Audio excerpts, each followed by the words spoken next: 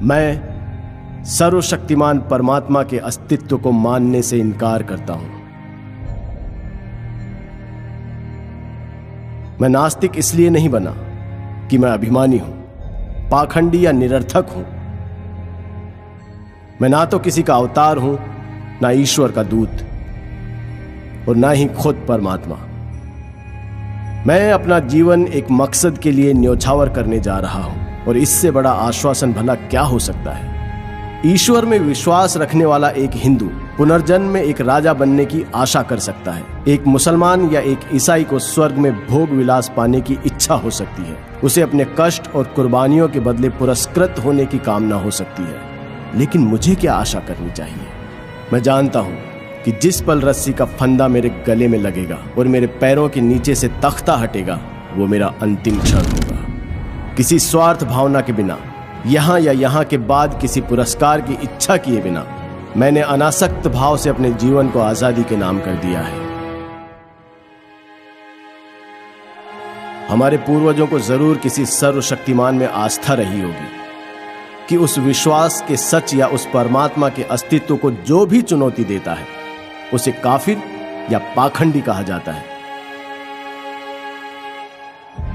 चाहे उस व्यक्ति के तर्क इतने मजबूत क्यों ना हो कि उन्हें झुठलाना नामुमकिन हो, या उसकी आत्मा इतनी सशक्त क्यों ना हो कि उसे ईश्वर के प्रकोप का डर दिखाकर भी झुकाया नहीं जा सकता, और इसलिए ऐसे व्यक्ति को अभिमानी कहकर उसकी निंदा की जाती है।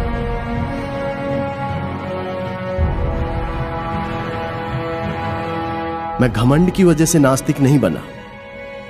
ईश्वर पर मेरे अविश्वास ने आज सभी परिस्थितियों को मेरे प्रतिकूल बना दिया है, और यह स्थिति और भी ज्यादा बिगड़ सकती है। जरा सा अध्यात्म इस स्थिति को काव्यात्मक मोड़ दे सकता है, लेकिन अपने अंत से मिलने के लिए मैं कोई तर्क नहीं देना चाहता। मैं यथार्थवादी व्यक्ति हूं। अपने व्यवहार पर मैं सिर्फ तर्कशील होकर विजय पाना चाहता हूं। भले ही मैं हमेशा इन कोशिशों में कामयाब नहीं रहा हूं, लेकिन यह मनुष्य का कर्तव्य है कि वो कोशिश करता रहे, क्योंकि सफलता तो संयोग और हालात पर ही निर्भर करती है।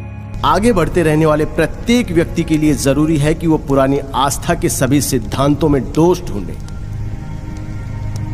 उसे एक एक कर पुरानी मान्यताओं को चुनौती देनी चाहिए।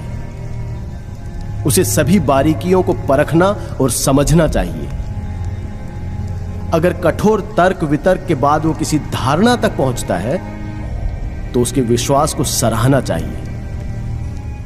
उसके तर्कों को गलत या झूठा भी समझा जा सकता है, पर संभव है कि उसे सही ठहराया जाएगा, क्योंकि तर्क ही जीवन का मार्गदर्शक है।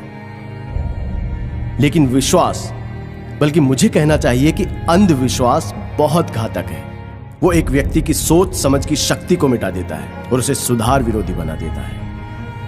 जो भी व्यक्ति खुद को यथार्थवादी कहने का दावा करता है, उसे पुरानी मान्यताओं के सच को चुनौती देनी होगी, और यदि आस्था तर्क के प्रहार को सहन न कर पाए तो वो बिखर जाती है। यहां अंग्रेजों का शासन इसलिए नहीं है क्योंकि ईश्वर ऐसा चाहता है, बल्कि इसलिए है क्योंकि उनके पास ताकत है और हम में उसका विरोध करने का साहस नहीं है। अंग्रेज ईश्वर की मदद से हमें काबू में नहीं रख रहे हैं, बल्कि वो बंदूकों, गोलियों, पुलिस और सेना के सहारे ऐसा कर रहे हैं, और सबसे ज्यादा हमारी बेपरवाही की वजह से।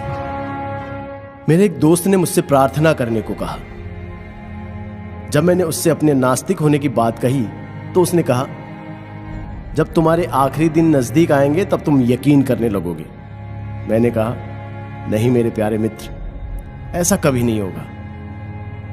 मैं इसे अपने लिए अपमानजनक और नैतिक पतन की वजह समझता हूं। ऐसी स्वार्थी वजहों से मैं कभी प्रार्थना नहीं करूंगा।